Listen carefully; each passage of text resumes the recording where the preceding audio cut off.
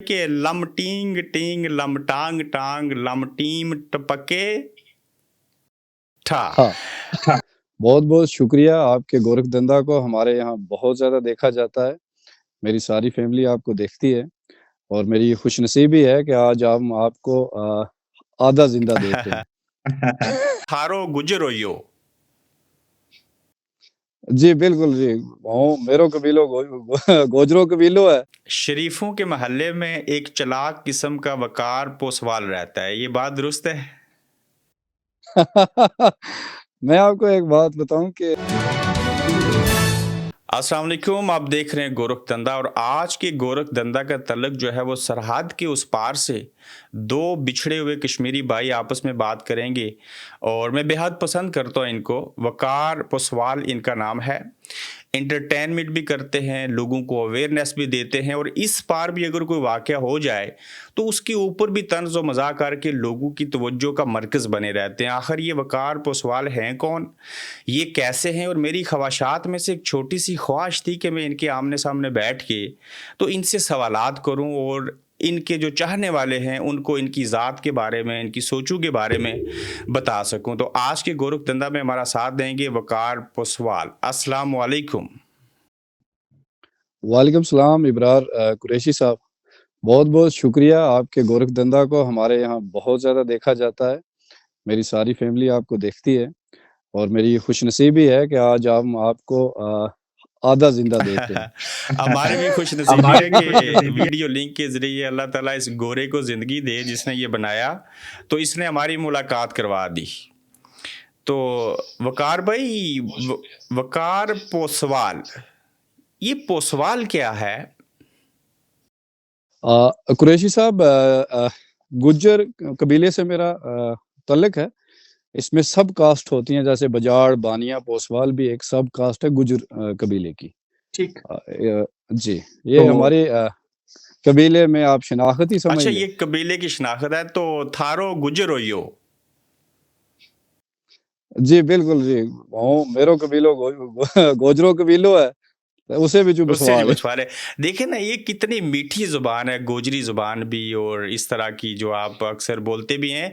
तो मेरे ज़हन में एक जुमला आ रहा है, तो मैं चाहता हूँ कि आपके सामने बैठ के मैं पहली दफ़ा इसको बोलने लगा और आज बड़ी प्रैक्टिस की, फिर जाके ज़ुबान के ऊपर आया। वो जी, जी। कहते हैं ना वकार भाई के लम टींग टींग लम टांग टांग लम टीम टपके ठा। हाँ।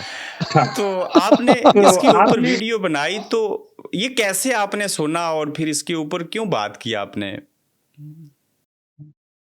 एक्चुअल में वैसे आपको तो पता है हम उर्दू और हिंदी मीडियम दोनों से पढ़े हैं। तो सोशल नेटवर्क में ये होता है कि जो आपके यहाँ की उर्दू में खबरें चलती हैं या कोई भी चीज़ हो रही होती है तो उससे हम बाखूबी वाकिफ़ हो जाते हैं जल्दी क्योंकि हम ज़ुबान भी हैं जो सही बात है। वहाँ पे पहाड़ी और गोजरी बोली जाती है उस पार और हमारे यहाँ भी हिता पीर पंजाल में जो कबीले हैं हमारे यहाँ राजपूत हैं, गुज्जर हैं, डोगरे हैं। हमारे यहाँ भी यहाँ डोगरी, पहाड़ी और गोजरी बोली जाती है। उस लिहाज से हम समझते एक-दूसरे को बहुत जल्दी हैं, कल्चर एक है ना। तो कल्चर वहाँ पे एक कोई शायद मेरे ख़्याल से कोई स्ट्राइक थी कोई कश्मीर में उस तरफ। तो वहाँ एक आदमी ने ये बोला तो हमें बड़ा पसंद पसंद आया। आया। तो आपको अंदाज़ा है कि कितने लोग आपको सरहद के इस पार देखते हैं और आप इन चीज़ों से बाखबर रहते हैं? बिल्कुल, अल्हम्दुलिल्लाह क्योंकि मैं कमेंट्स पढ़ता हूँ, मैं देखता हूँ बहुत सारा प्यार मिला। जैसे हमारे बहुत सारे सिंगर्स थे पहले आर-पार के उनको लोग जाना करते थे। उसमें तारक परदेसी साहब भी हैं और बड़ी शख्सियत हैं जो उस पार है जैसे अपने हज़ारवी साहब हैं, वो शायद पिंडी से हैं मेरे ख़्याल से पर आर-पार एक आर्टिस्ट का एक अपना ही होता है लहज़ा सरख़द उसके लिए शायद नई मायने रखती हैं, लोग अब देखते हैं, सुनते हैं तो उसमें मुझे भी ऐसा लगा कि फ़ील हुआ कि मुझे वहाँ देखा जाता, सुना जाता है, कमेंट सेक्शन में तो हमें पता ठीक। चलता है ना। तो कभी दिल करता है, दिल के किसी कोने में ख्वाहिश उठती है कि ये जो बीच में लकीर खींची गई है, इसको क्रॉस करके उस सरहद के उस पार जाऊँ, खाने खाऊँ, लोगों से मिलूँ? अच्छा कोई भी दुनिया का आर्टिस्ट है, आप अमिताभ बच्चन से या शाहरुख खान से भी पूछेंगे ना, वो हाँ, ये ज़रूर कहेगा कि मैं पाकिस्तान जाऊँ, या पाकिस्तान के किसी आर्टिस्ट को आप पूछेंगे तो वो कहेगा मैं इंडिया विज़िट करूँ। हुँ, क्योंकि हम आम लोग हैं ना, हम यस, सियासत से दूर हैं, साफ-शफ़ाफ लोग होते हैं, खुली साफ निगाहों से लोगों को देखते हैं। तो इसलिए शायद मेरा दिल भी करता होगा, लेकिन मेरे पास वक़्त नहीं था, मैं आता वीज़ा अप्लाई ईज़िली हो जाता है हमारा यहाँ से। हमारे यहाँ मेंढर से बहुत सारे व्लॉगर्स गए हैं हुँ, ऑलरेडी उस पार कश्मीर में। तो मेरी ख्वाहिश तो है हमारी हमारी तरफ से हमारी तरफ से दावत है, आप अपनी ख्वाहिश को पूरा करने के लिए हमारे मेहमान ज़रूर बनिए। तो ये जो आपका गाँव है, ये सरहद के उस पार, हमारी सरहद जो इस तरफ की है, कितने दूर है? मैं यहाँ से आवाज़ खड़े होके दूँ तो आपको आएगी ना? नहीं, मैं एक्चुअली बॉर्डर से काफ़ी पीछे हूँ। पीछे। अ, जी, जी, बॉर्डर से हमारा जो एरिया है, मेरे ख़्याल से काफ़ी पीछे है, हालाँकि मैं बॉर्डर पे कभी नहीं गया, आपने ठीक है। आप ने ऐसे प्रैंक्स शुरू किए, हकीकत के ऊपर मबनी किए, उसमें कोई प्लांटेड चीज़ें बेशतर में नहीं थी। लोगों की सांसें रोक के रख दी। लोग 3-3 दिन सो नहीं सके, किसी को पानी पीने की फुर्सत नहीं मिली। ये नुज़ूल कब हुआ और इतने कॉन्फिडेंस से किसने कहा और कैसे इजाद किया ये सारा कुछ? कुछ इब्रार भाई, मैं रियासत का वो चाहे उस पार कश्मीर हो या इस पार, रियासत तो एक ही है। मैं इस रियासत का पहला प्रैंक की फ़ील्ड में बंदा हूँ, और हुँ, उसके बाद अभी तक कोई आया नहीं। क्योंकि हमारी रियासत में जितने भी कबीले हैं, आप चाहे सरदार ले लें, राजपूत ले लें, गुज्जर ले लें, मलक ले लें, सारे ही शोला मारने वाले कबीले हैं। हुँ, इनसे ये पंगे ही मुश्किल है। ऐसा ही है। और अल्लाह ने कोई स्किल ऐसी दी थी कि कंट्रोल हो कर लेते हैं हम। हुँ, तो शौक की ये बात है कि मैं बचपन से एक्टिंग की तरफ कायल हूँ। आज की बात ना है, मैंने वालिद साहब से बड़ी ज़बरदस्ती की इस मसले में, मैं 2 दफ़ा बॉम्बे चला गया, ख़ैर उस टाइम में मेरे हुँ, वालिद साहब नहीं माने कि मैं इंडस्ट्री की तरफ जाऊँ या कुछ और करूँ। तो ठीक है, तो अभी ज़रिए माश सोशल मीडिया ही है और किसी के आगे नौकरी करने की ज़रूरत नहीं है भाई को। अल्हम्दुलिल्लाह ज़्यादा तो नहीं कह सकते, लेकिन बाप-दादा मेरा चंगा सवाला। अच्छा, ज़मींदार हैं और जागीरदार हैं। जी अल्हम्दुलिल्लाह, आप ज़्यादा नहीं मैं कह सकता, लेकिन अपने गाँव में अल्लाह करे वालिद साहब या दादा साहब ठीक थे, ठीक है। माशी लिहाज़ से ठीक थे। ठीक थे, शादीशुदा हैं ना? जी अल्हम्दुलिल्लाह, ठीक। तो शादीशुदा। जब ये सोशल मीडिया पे आए, लोगों ने आपको देखा, पिज़ राय मिली, तो कै जब ये फीडबैक मिलता है, कमेंट्स पढ़ते हैं, सारी चीज़ें होती हैं, तो ये दुनिया कैसी है सोशल मीडिया वाली, पॉपुलैरिटी वाली? अ, बहुत दिलचस्प, बहुत ज़्यादा। आपको अगर इतनी सारी दुनिया प्यार कर रही हो, कोई आपको देखने के लिए इंतज़ार कर रहा हो, कोई आपसे बात करने के लिए तड़प रहा हो, वो बड़ी अजीब-सी फीलिंग होती है। और मैं अल्लाह से हमेशा ये शुक्रगुज़ार रहा हूँ कि खुदा ने मुझे इस काम के लिए चुना, और लोग इस तरह से मेरा इंतज़ार करते हैं। बच्चे हों, बूढ़े हों, क्योंकि हमने हर एज ग्रुप को टच किया है। हुँ, तो उस वजह से मैं मुझसे बच्चे, घर की औरतें, बड़े-बुज़ुर्ग सभी मुझे देखना चाहते हैं, मिलना चाहते हैं। तो वो बड़ा एज़ एन आर्टिस्ट वो मेरे लिए ये गर्व की बात है।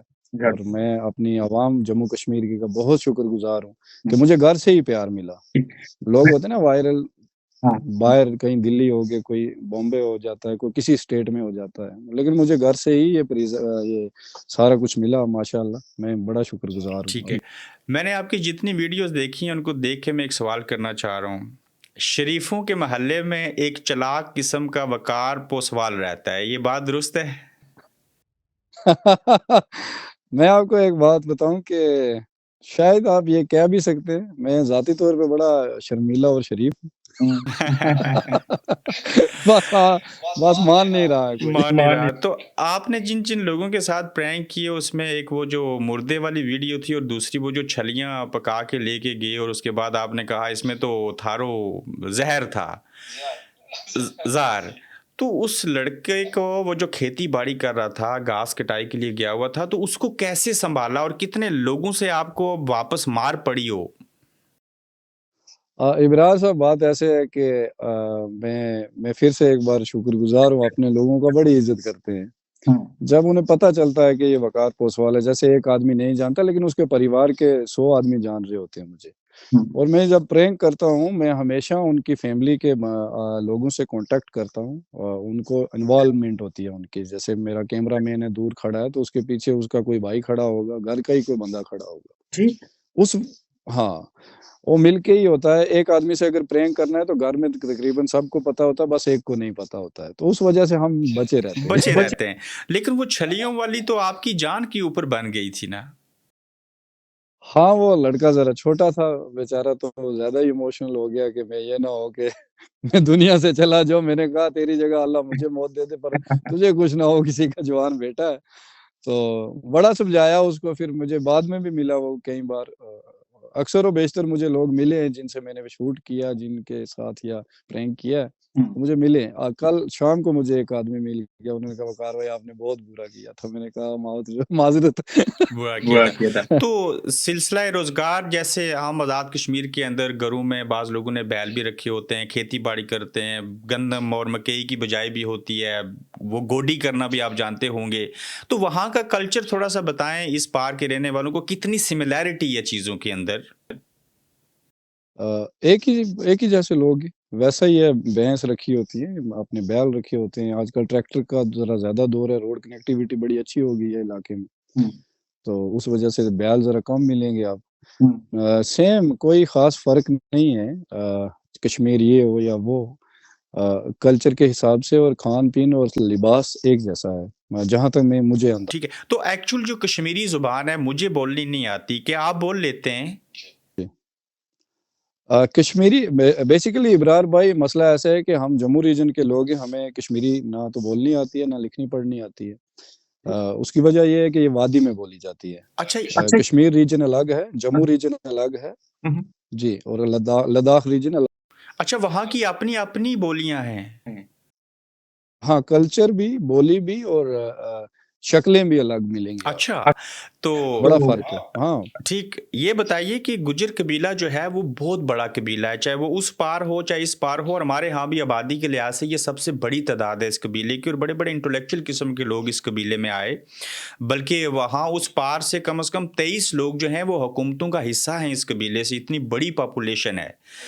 तो पूछना मैं ये चाह रहा था कि जो इस तरफ रहने वाले हैं, जो उस पार रहने वाले हैं, इनकी आपस में कोई रिश्तेदारियाँ भी हैं?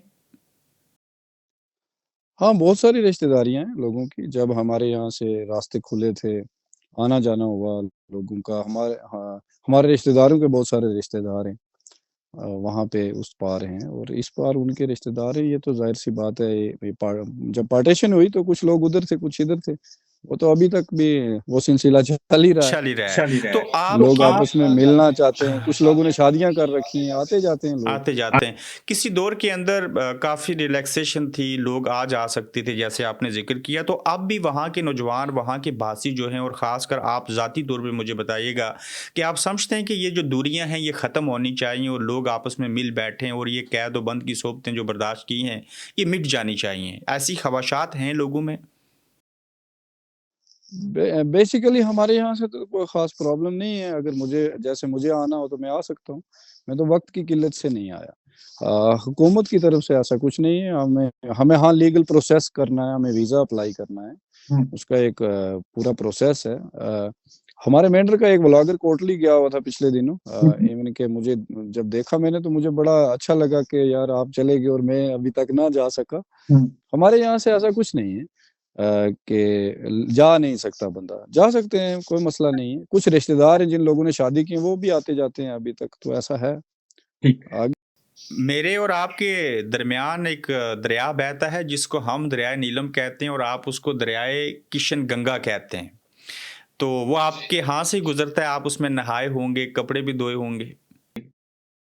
बेसिकली वो वादी में है, कश्मीर साइड में है। अच्छा, वो साइड अच्छा। में। हम जम्मू रीजन में हैं, तो अनफॉर्चुनेटली मैं कभी नहीं गया वहाँ पे। किशन गंगा कभी नहीं गया। हमारे यहाँ जो एक मुर्गी है ना, उसका गोश्त मिलता है 950 रुपये किलो। आपके यहाँ एक मुर्गी का गोश्त कितने रुपए किलो है? हमने आज ही एक देसी मुर्गा लाया, बड़ा दिलचस्प सवाल है। वो 2.5 किलो का था और उसका रेट माँगा गया था शायद मुझे घर वालों ने बताया कि 900 के करीब। आप 2.5 किलो का देसी मुर्गा 900 का ले आए और हम फार्मी मुर्गा 950 का लेते 150 हैं। का लेते हैं। हाँ, यहाँ मैंने सुना है कि वहाँ पे चीजें काफी एक्सपेंसिव। फिर तो आपका दिल नहीं करेगा ना इधर रहने का। नहीं, वो तो मुझे लगता है जब मैं आऊंगा तो ये कुरैशी साहब भी दावत कर देंगे तो खरीदने की जरूरत नहीं। तो वहाँ की सड़कें, वहाँ की एजुकेशन, वहाँ की स्कूलिंग, मैं चाहूँगा कि आप बताएं लोगों को कि कैसी हैं देहातों में। अक्सर कहा जाता है कि बड़ी डेवलपमेंट हो गई है, बहुत अच्छी मोटरवेज बन गई हैं, तो आप क्या समझते हैं कि कंपैरिजन करें तो कितना बड़ा तजाद है? देखिए, वहाँ तो मैं गया नहीं, मैं नहीं बता सकता आपके वहाँ का। यहाँ जो है हमें सेंट्रल गवर्नमेंट की तरफ से और स्टेट गवर्नमेंट की तरफ से मिला के बहुत सारी रिलैक्सेशंस हैं, कैटेगरीज़ हैं। जैसे गुज्जरों को हमें शेड्यूल्ड ट्राइब में इंक्लूड किया जाता है और पहाड़ी कबीला भी अब इसी में आ गया है शेड्यूल्ड ट्राइब में। तो हमें नौकरियों में 10% की छूट मिलती है, वो चाहे राजपूत हों, यहाँ के हिताय पीर पंजाल के या गुज्जर्स हों। बाकी हमारी बच्चियों को जैसे आप कहें कि शादी करती हैं तो 50,000 रुपया गवर्नमेंट पे करती है, स्कॉलरशिप दिया जाता है, लोन्स जो है दिए जाते हैं, सब्सिडी पे 33% माफ होता है, डेयरी खोलना चाहे या और कोई बिजनेस करना चाहे, अनएम्प्लॉयमेंट लोन्स हैं, बहुत सारी स्कीमें हैं। इंफ्रास्ट्रक्चर अगर आप देखें तो रोड कनेक्टिविटी बहुत अच्छी है, हर गांव में रोड है। स्कूलिंग बहुत अच्छी है। जैसे आपकी हैसियत है, आप जितना कमाते हैं उतना अच्छा बच्चों को अच्छे स्कूल में लेके जा सकते हैं। ज़्यादा पैसे वाले लोग ज़्यादा बड़ा स्कूल प्रेफर करते हैं और मिडिल क्लास के लेवल का, और जो नहीं अफोर्ड करता गवर्नमेंट के स्कूल बड़े अच्छे हैं, वहाँ पे स्टडी करते हैं। स्मार्ट क्लासेस हैं गवर्नमेंट स्कूलों में, प्रोजेक्टर्स वगैरह लगे होते हैं। और भी बहुत सारी जैसे प्ले वे छोटे बच्चों के लिए गवर्नमेंट की तरफ से हैं, ऐसे हैं। कभी मैं व्लॉग बनाऊंगा इन पे। हॉस्पिटल अच्छे जरूर इस चीज के ऊपर बनाएं। और जो गाड़ी आपने रखी है 7 सीटर, ये कितने की है? कितने की है? मेरी गाड़ी होगी मेरे पास 7-8 लाख की है। तो वकार भाई, आपने जिक्र किया कि किसानों को, आम पढ़े लिखे लोगों को, जो भी अशखास हैं, किसानों को 2,000 रुपये महीने गवर्नमेंट देती है फ्री। वो मतलब उनको फार्मर क्यों देती है? क्यों देती है? उनका खर्चा पानी। तो जो आपने कहा कि कर्जा दिया जाता है कि वो अपने आप को डेवलप करें और इंडिविजुअली जो है वो लोग तरक्की करें, वो बगैर सूद के मिलता है कर्जा? नहीं, सूद देना पड़ता है आपको, लेकिन बाज़ दफ़ा ये होता है सब्सिडी होती है उसमें, जैसे 33% माफ होता है आपको और बाकी का जो है उस पे आपको सूद लगेगा, और वो भी एक टाइम पीरियड के अंदर आपको सारा कवर करना होता है, जैसे 5 साल का केस। ठीक है। तो आपके यहाँ भी तहसील है, डिस्ट्रिक्ट है, हल्का है, फिर डिवीजन है। तो आपके इलाके से किस पार्टी का कौन सा उम्मीदवार जो है वो वहाँ की असेंबली का हिस्सा है?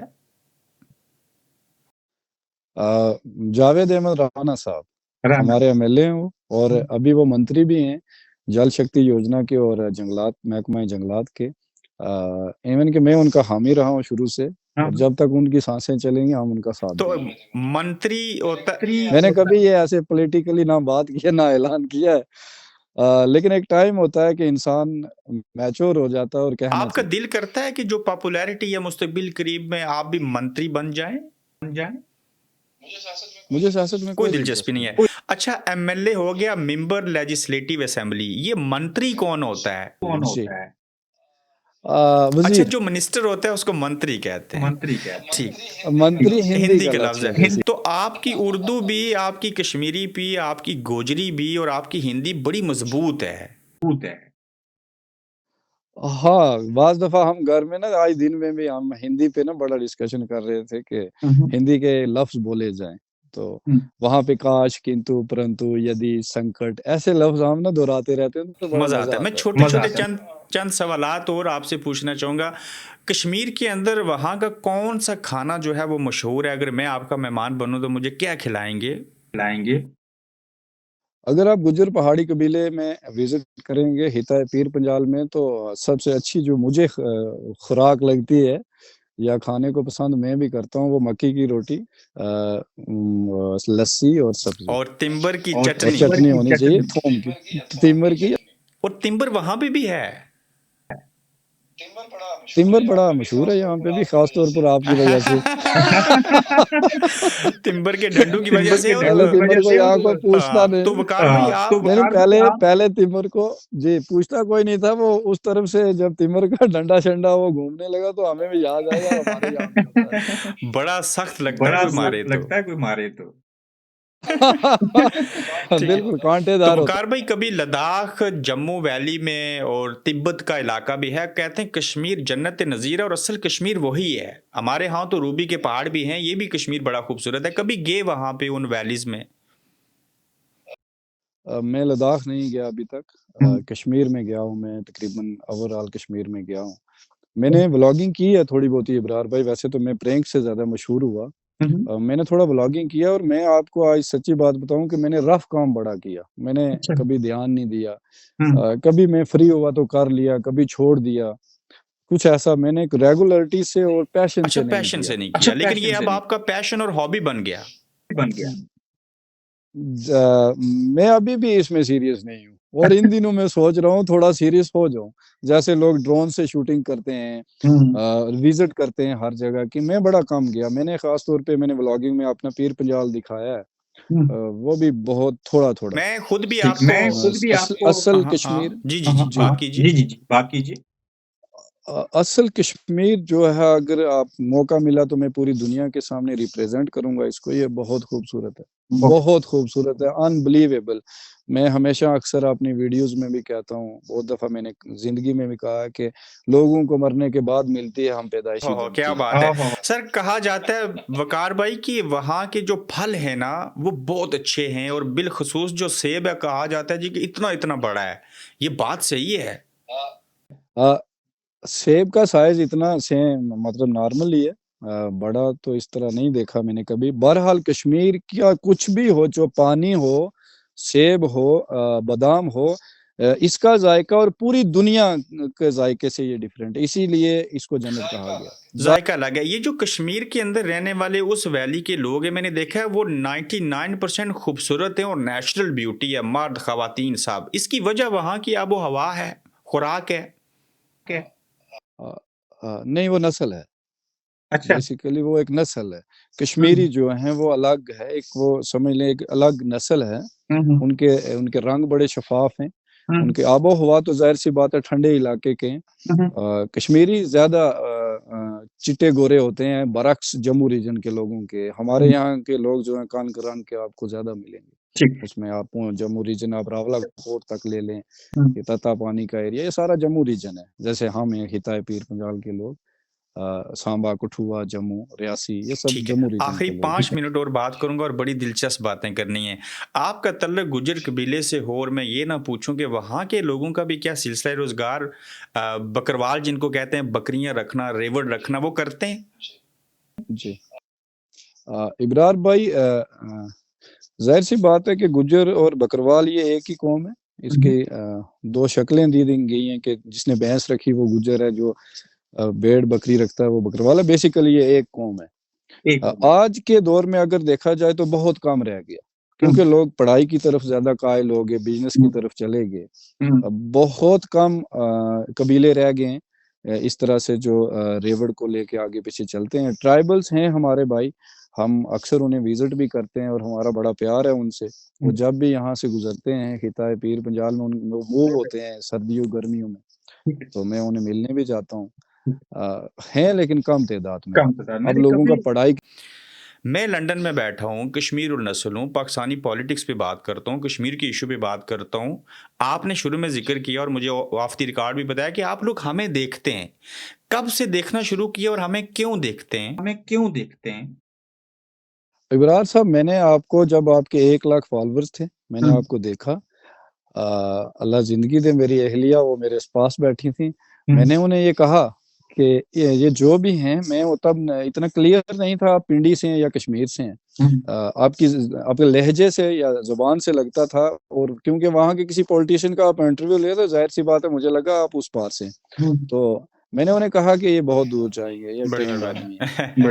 और और धीरे-धीरे आपको देखा हमने, आपके इंटरव्यूज़ बड़े जो है ना, आपका गोरखधंधा जो है ना, ये बहुत दो टोक होता है। जी। बड़े शानदार इंटरव्यू किए हैं आपने, अल्लाह आपको आमीन, ज़िंदगी दे। आमीन। आमीन, आमीन। बड़ी बेखौफ हैं आप बेखौफ हैं और सच सुनना पसंद करते हैं और सच पूछते हैं। ये छोटे-छोटे सवालात पूछना चाहूँगा कि आज़ाद कश्मीर के अंदर से किस सियासतदान को जानते हैं, किस वज़ीर-ए-आज़म को जानते हैं, उस एक शख्स का नाम ले लें?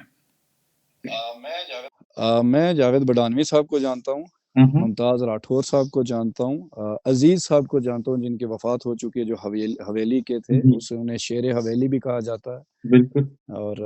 और मेरा शायद में आपने फैसल मुमताज़ राठौर की बात की, वो मूंछों वाले गोरे। सिकंदर मूंछों वाले सकन जी, सिकंदर हयात खान साहब जो करेलवी साहब के साहबज़ादे थे शायद, हुँ, हुँ। जी, अगर मैं बिल्कुल सही गलत कह नहीं रहे हूँ। हैं। जी, बिल्कुल तो सही कह उनके रहे हैं। जो और सिकंदर साहब के जो बेटे हैं, वो शायद वज़ीर भी फारूक रह सिकंदर चुके हैं। साहब। फारूक सिकंदर साहब। उन फारूक सिकंदर साहब का मुझे मैसेज भी आया था, क्योंकि उनका सिकंदर साहब का जो ददयाल और जो ससुराल है, वो दोनों मेंढर में है। अच्छा, वहाँ पे? और हाँ, हाँ, और मैं यहाँ पे उनके घर गया था एक दिन, तो मैंने व्लॉग शूट किया था। ठीक है। उस वजह से उन्होंने 2 मिनट रह गए हैं बाकी, मैं आपसे कीमती बातें करना चाह रहा हूँ। पाकिस्तान के अंदर से किस सियासतदान को जानते हैं? सियासतदान को जानते हैं। पाकिस्तान में हम मेरे ख़्याल से काफ़ी सारों को जानते हैं, जैसे कि इमरान खान साहब हैं, नवाज़ शरीफ साहब हैं, शहबाज़ शरीफ साहब हैं, मरियम नवाज़ हैं। उसके बाद हम जानते हैं शेख रशीद साहब को जानते हैं, मौलाना साहब को जानते हैं। सबके आपने नाम लिए, लेकिन इमरान खान का नाम लेते हुए बड़ी अच्छी-सी मुस्कुराहट क्यों दी? अच्छे अच्छे सियासतदान सियासतदान हैं। हैं। अच्छे से नौजवान होते जी। हुए, काबिल होते हुए, सोशल मीडिया एक्टिविस्ट होते हुए, पूरी देखने वाले नौजवानों को क्या पैगाम देंगे? क्या पैगाम देंगे? मेरा यही पैगाम है कि मेरा जो तल्लक है वो मज़ाह से है, फ़न से है, और मैं सीरियस बहुत कम होता हूँ इब्रार भाई। हुँ, मैं अपनी फ़ैमिली में बड़ा मुज़य्या रहा हूँ और आज भी मुझे शरारतें करना पसंद है, हुँ, और मैं अपने बच्चों से बड़ी मज़ाकिया बात करने या उनसे खेलना, मैं इवन के बच्चों की तरह उनसे खेलता भी हूँ 1 आध घंटा निकाल के, कभी टाइम मिले तो, हुँ, दिन में या हफ़्ते में 2 बार। ज़िंदगी में सीरियस ना रहा करें। हुँ, ये ज़िंदगी ख़त्म हो जाती है, चंद दिनों का मेहमान होता है इंसान। जवान कौम से मेरा ये जो है अपील रहेगी कि इल्म ज़रूरी है। इल्म आप चाहे रोम में जाके सीखना पड़े, सीखो। हुँ, पढ़ा-लिखा इंसान होना चाहिए माशरे के अंदर। नशे से दूर होना चाहिए, हुँ। और बंदा ऐसा हो कि वो मरने के बाद अपनी खुश नस्लों को दे के कुछ दे। जाए। तो इतना खुश रहने वाला नौजवान, वक़ार पोसवाल, उसके अंदर यकीनन कोई बीमारी नहीं होगी। नहीं होगी। हाँ, इमोशनल हूँ मैं। इमोशनल एक इमोशनल हूँ और रहम दिल अल्लाह ने बनाया। मैं बड़ा शुक्रगुज़ार हूँ खुदा का कि मुझे रहम आ जाता है हर किसी भी अल्लाह की बनाई चीज़ पे। रहमत। बिल्कुल ऐसा ही है। वक़ार जी। पोसवाल भाई, आपसे बात करके बहुत अच्छा लगा। आप अपना ख़्याल रखें। अल्लाह ताला आपको मज़ीद तरक्की दे। भाई, अगर आप खुश मिजाजी की, मैंने बताया, दुःख एक बात का है हाँ, हाँ। कि मेरे माँ-बाप इस दुनिया से चले गए, और बड़ी यंग एज में, अभी 72 इयर्स ओल्ड मेरे वालिद थे, और 68 या 9 ईयर ओल्ड मेरी वालिदा थी। अल्लाह। वो सडन उनकी मौत हो गई, हुँ, और वो दुःख है थोड़ा-सा, लेकिन फिर भी अल्लाह का फरमान है कि आपने मेरे फैसलों बिल्कुल पे दुःख ऐसा ही नहीं है। करना। अल्लाह बिल्कुल ताला ऐसा ही है। उनकी मग़फ़िरत करे, और वालिदैन जो हैं वो बड़ा कीमती सरमाया होते हैं, और एक ऐसा दुःख होता है कि ज़िंदगी का मुश्किल तरीन टाइम होता है वालिदैन का दुनिया से जाना। तो बहरहाल ये अल्लाह का दस्तूर है, कुदरत का निज़ाम है, सब ने जाना है। इब्रार साहब, गोरखधंधा के वज़ाहत से हुँ, हुँ। मैं एक चीज़ आज वाज़ह तौर पे कहना चाहता हूँ, जो ज़रूर, शायद मैंने पहले कभी नहीं की है, ज़रूर। कही है। मैं उस पार कश्मीर के हर बच्चे, हर बुज़ुर्ग, हर नौजवान का मैं मशकूर हूँ, जिन्होंने मुझे इतने साल झेला और देखा है, और मुझे पता है कि वो मुझे बहुत सारा प्यार करते हैं। हुँ, हुँ। और मैं जम्मू कश्मीर से वक़ार पोसवाल आप सबको आई क्या लव यू बात है! कहता हूँ। क्या बात है! आपकी क्या मोहब्बत है। क्या वक़ार भाई, बहुत अच्छा लगा आपसे बात करके। अपना बहुत सारा ख़्याल रखें। थैंक यू सो मच आपके टाइम के। जज़ाकल्लाह। बहुत थैंक शुक्रिया यू। इब्रार साहब, बहुत जज़ाक शुक्रिया। अल्लाह थैंक हाफ़िज़। अल्लाह अल्लाह अल्लाह थैंक निगहबान। अल्लाह हाफ़िज़। अल्लाह आप देख रहे हैं गोरखधंधा अब्रार कुरैशी के साथ।